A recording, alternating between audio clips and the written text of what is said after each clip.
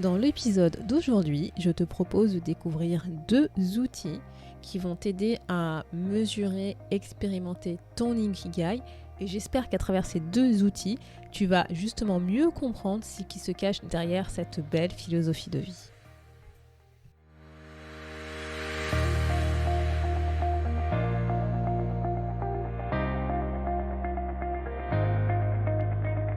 Bonjour à tous et à toutes, vous êtes sur le podcast Le quart d'heure d'Inspire Action.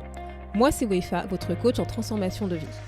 Chaque semaine, retrouvez dans ce podcast des outils pour développer votre self-awareness, des actions à réaliser pour démarrer votre transformation, ainsi que des témoignages de personnes comme vous et moi qui ont décidé de devenir l'architecte de leur vie. Alors, installez-vous tranquillement et prenez de quoi écrire. Hello la tribu et bienvenue dans l'épisode 59 où nous continuons notre voyage dans la découverte de l'Ikigai.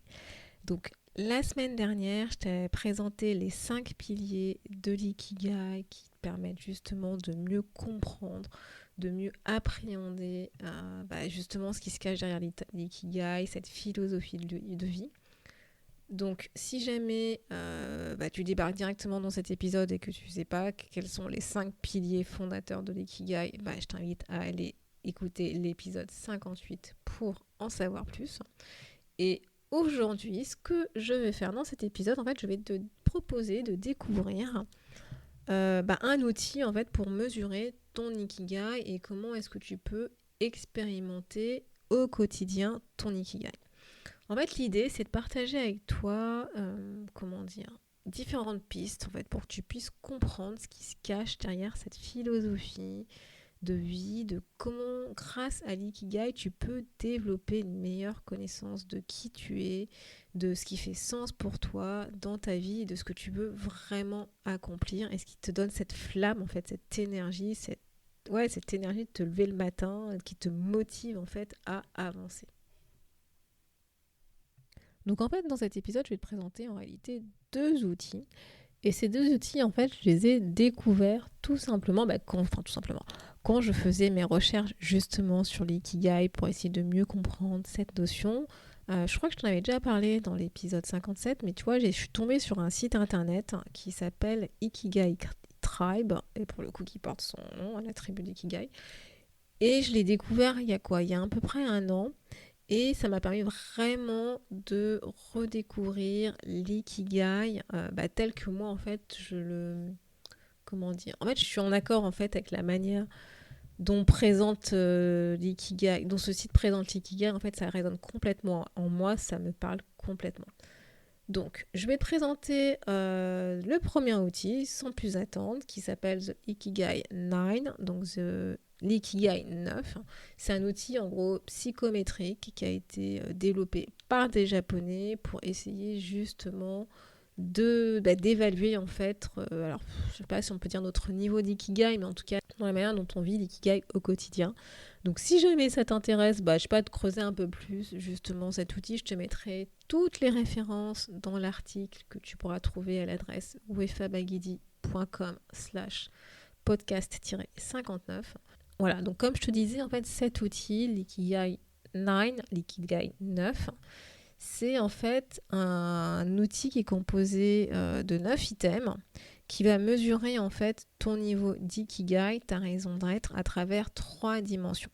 Donc à travers la première dimension, ça va être les émotions positives que tu vas avoir vis-à-vis de ta vie. En fait, c'est comment est-ce que tu perçois positivement ta vie ou pas. La deuxième dimension, c'est les attitudes, les comportements proactifs, actifs, positifs que tu vas mener, que tu vas faire envers l'avenir. En fait, c'est en gros ton niveau de confiance vis-à-vis de ton avenir. Et la troisième dimension, c'est la reconnaissance de ton existence, en fait, tout simplement, du sens que tu donnes à ta vie. C'est le droit d'exister. Et en fait, l'idée de cet outil psychométrique, c'est de s'auto-évaluer sur les 9 items sur une échelle en fait de 1 à 5, sachant que 1 ça veut dire que ça ne s'applique pas du tout à moi et que 5 c'est que ça s'applique complètement à moi. Et à la fin de cette évaluation sur ces 9 items, tu vas avoir une note qui va te permettre plus ou moins d'évaluer ton niveau d'ikigai que tu vis aujourd'hui. Sachant que je pense que voilà, si tu as déjà écouté les épisodes précédents sur l'ikigai, tu commences à comprendre que l'ikigai, c'est pas une fin en soi, c'est quelque chose qu'on vit tous les jours, qu'on vit dans notre quotidien, que tu as déjà expérimenté. Et donc l'idée en fait, c'est plus de prendre conscience justement quel est notre niveau entre guillemets d'ikigai pour pouvoir mettre en place des actions tout de suite maintenant pour pouvoir améliorer justement cette connexion qu'on a avec notre propre ikigai qui est en nous en fait tout simplement. Donc c'est vraiment pour pouvoir développer cet ikigai qui est déjà présent en nous mais dont on n'a pas forcément conscience, voire l'environnement externe dans lequel on évolue fait que notre ikigai ne peut pas émerger. Donc là, pour le coup, pareil, c'est de jouer sur notre environnement externe pour pouvoir le changer, pour qu'on se sente bien et pour qu'on puisse se reconnecter avec cet ikigai. Donc, les 9 questions sur lesquelles il faut s'auto-évaluer pour pouvoir mesurer son ikigai, l'expérience, on va dire, qu'on vit aujourd'hui avec notre ikigai. Voilà, donc les 9 questions, tu verras en fait qu'elles sont liées avec notamment les 5 piliers que je t'ai expliqué dans l'épisode précédent, que sont commencer petit, se libérer soi-même, harmonie et durabilité, la joie des petites choses et être ici et maintenant. Tu vas voir en fait que ces questions, elles sont liées et elles font sens par rapport à ces 5 piliers, bien que ce ne soit pas la même personne qui les ait créées. Donc, les 9 questions. Je te fais miroiter sans parler des 9 questions. Donc là, je vais te dire les 9 questions sur lesquelles tu dois cogiter, réfléchir. C'est donc sur une échelle de 1 à 5, c'est évaluer ces 9 questions. La première, je crois que j'ai un impact sur quelqu'un. Je crois que j'ai un impact sur quelqu'un. La deuxième, ma vie est mentalement riche et épanouie. Ma vie est mentalement riche et épanouie. Troisième item, je m'intéresse à beaucoup de choses.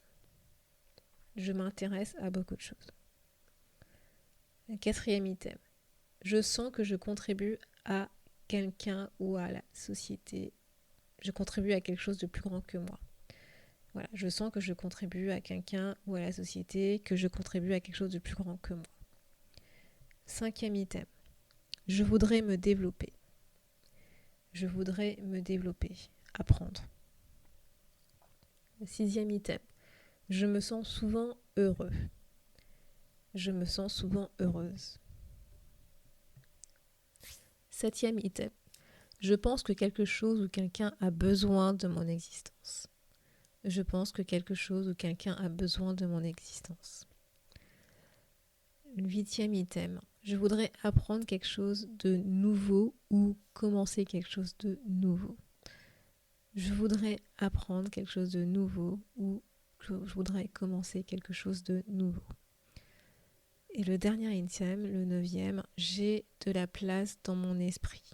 Alors ça, c'est parce que, bien entendu, c'est un test qui est en anglais à la base, donc j'ai essayé de le traduire en français autant que je pouvais.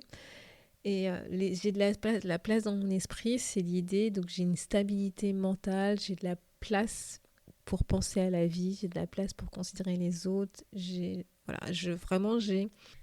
en anglais c'est a room inside my mind, mais c'est l'idée de se dire, j'ai certaine stabilité, j'ai du temps pour moi en fait, pour pouvoir penser à la vie, penser aux autres, considérer les autres, penser à qui je suis, etc. Donc voilà, donc moi je t'invite, premier exercice, à essayer de t'auto-évaluer sur ces 9 items pour savoir comment est-ce que tu te situes vis-à-vis aujourd'hui de ton ikigai, comment est-ce que tu expérimentes ton ikigai aujourd'hui. Et le deuxième outil que je voudrais partager avec toi, c'est en fait, là pour le coup, c'est un outil qui a été développé par, je t'en avais déjà parlé en fait dans l'épisode 57, donc c'est une psychologue japonaise qui s'appelle Mieko Kamiya.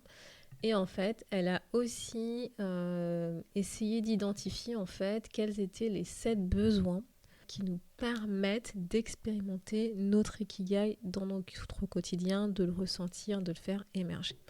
Et donc, les 7 besoins qu'elle a identifiés, c'est la satisfaction de la vie, donc c'est le besoin de satisfaction dans notre vie, le sentiment que notre vie avance, que nous avançons dans notre vie.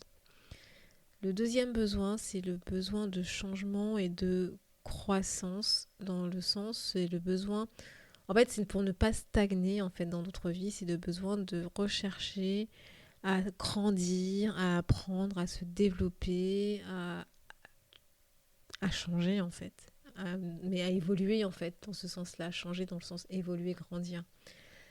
Le troisième besoin, c'est le besoin d'un brillant avenir en fait. C'est pour le coup là, nous espérons avoir un avenir radieux, un avenir positif. On s'attend à ce que la vie se déroule dans une nouvelle direction, dans une belle direction.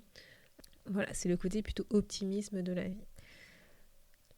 Le quatrième besoin, c'est un besoin de résonance vis-à-vis des autres. En fait, c'est la nécessité de construire et de maintenir en fait des relations interpersonnelles qui comptent pour nous, qui sont significatives, qui font sens dans notre vie, qui nous apportent du sens dans notre vie aussi.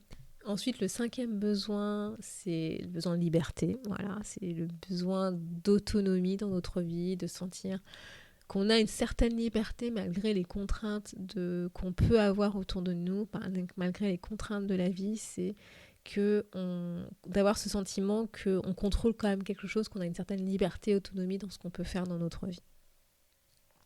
Le sixième besoin, alors c'est une traduction de l'anglais, mais ça ne parle pas forcément en français, mais c'est l'auto-actualisation. C'est dans le sens, en fait, c'est le besoin de s'épanouir, c'est le besoin de se développer son identité, c'est le besoin de se retrouver soi. C'est pour ça que moi, tu vois, je parle de dévoiler notre vraie version de nous. C'est ça, c'est actualiser, je sais pas comment le dire en français, mais c'est se renouveler, voilà, c'est le mot que je cherche, c'est se renouveler, et c'est vraiment ce besoin comme une fleur, tu vois, c'est l'image qui me vient en tête, c'est de fleurir, tu vois. Et le dernier besoin, le septième et dernier besoin, c'est le sens et la valeur. Donc oui, toujours et encore, je vais te parler des valeurs, c'est le besoin de ressentir du sens dans notre vie, que notre vie a une certaine valeur, en réfléchissant à qui on est, ce qui nous motive, ce qui nous fait vibrer, c'est justifier entre guillemets de notre vie à travers nos valeurs, c'est donner du sens à notre vie, à pourquoi on vit, pourquoi on est sur cette terre, pourquoi on est fait en fait. Voilà.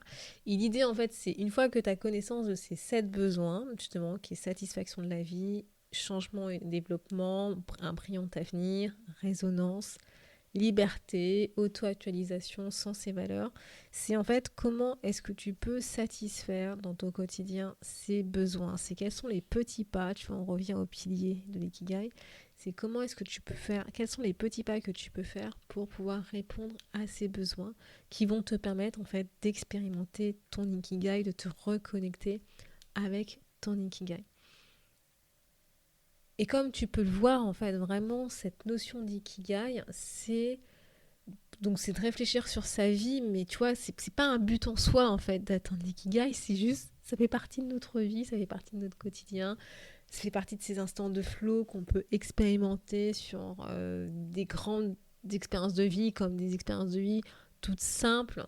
C'est l'idée de se dire que en fait on vit aujourd'hui déjà notre ikigai, et notre ikigai est déjà en nous, est déjà en soi, et notre mission justement c'est d'arriver à se reconnecter à cet ikigai, de le refaire rejaillir, de mieux le comprendre, de le conscientiser, d'en prendre conscience pour pouvoir être en harmonie avec cet ikigai dans notre quotidien. Et donc vraiment, j'espère, tu vois, avec ces 2 outils que je t'ai présentés, ces questionnements que tu peux avoir à travers ta vie, à travers qui tu es, à travers ce que tu ressens, ça te permet encore plus d'appréhender cette philosophie de vie qui est l'ikigai, de ce que ça peut représenter pour toi. Tu vois, c'est aussi de te faire ta propre, entre guillemets, religion vis-à-vis de cet ikigai, de ce que tu veux en retenir, de comment est-ce que tu veux le vivre au quotidien.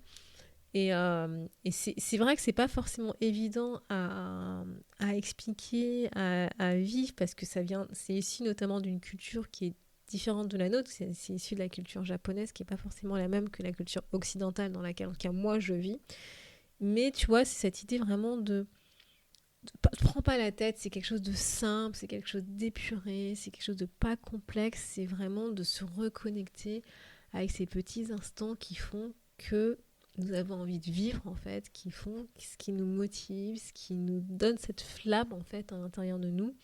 Et c'est ce côté aussi positif d'avancer petit à petit vers notre vie, de vivre notre vie,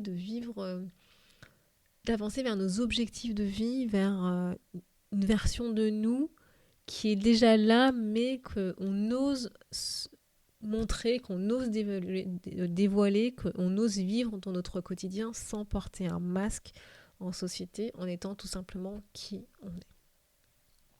Et c'est pour ça que je le dis souvent et que je vais le dire et le redire, hein, mais notre vie reflète nos valeurs en fait, et une fois que tu arrives à identifier, à prendre conscience vraiment concrètement de ces valeurs, à les challenger, à les faire tiennes, à les faire vraiment ta vie, ton ikigai naturellement va éclore, en fait, va surgir parce que tu vas être aligné avec qui tu es, tu vas être toi, tu vas être en harmonie, tu vas voir la vie autrement, c'est des petits trucs qui vont te redonner le sourire et en fait, tu vas voir la vie dans des petits moments, dans le présent, dans l'instant, dans l'ici et maintenant.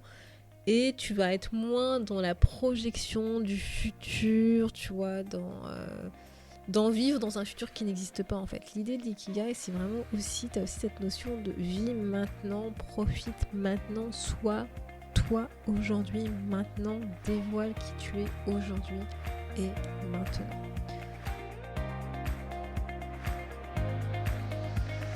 Merci d'avoir écouté le podcast Le quart d'heure d'Inspire Action. Et surtout, n'oublie pas, ce podcast est fait pour toi, pour t'inspirer à passer à l'action maintenant pour changer ta vie. À la semaine prochaine pour un nouvel épisode.